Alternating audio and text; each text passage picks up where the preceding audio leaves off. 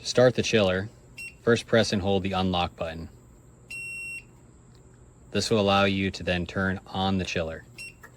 It's important when you're starting your chiller, whether it be for the first time or after you've just changed your filter, that this filter housing gets filled. So there's a few ways to do that. The first way is to just press on this red knob on top. This will help purge out the air. Or another way to do it is you can just crack this loose, the housing.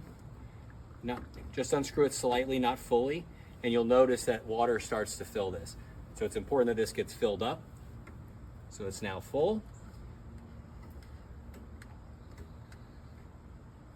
So now in your startup sequence, press and hold the unlock button. Power on the chiller. You should hear the pump start to run first for about 30 seconds. After those 30 seconds, the pump will stop. So while going through the initial priming cycle, you should see water circulating through the filter. So after the initial 30 seconds of the pump priming and running, it will then shut off for about 31 seconds. You'll then hear the pump kick back on, as well as the fan, and then the compressor. Again, after a minute, you'll hear the fan kick on and the compressor. After about 3 minutes, the ozone system will kick on. So this chiller is equipped with an ozone system for sanitation. So when you're thinking about where you're going to locate your chiller, it's important to remember that these vents on both sides and in the front is where air is pulled through and then vented out the back of your chiller here. So you need at least 3 feet from the back of the chiller to allow for proper ventilation. It is important not to cover the suction port of the tub while you're using it.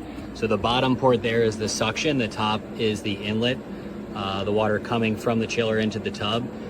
That's the secondary outlet port if you wanted to run the suction from the back side of the tub.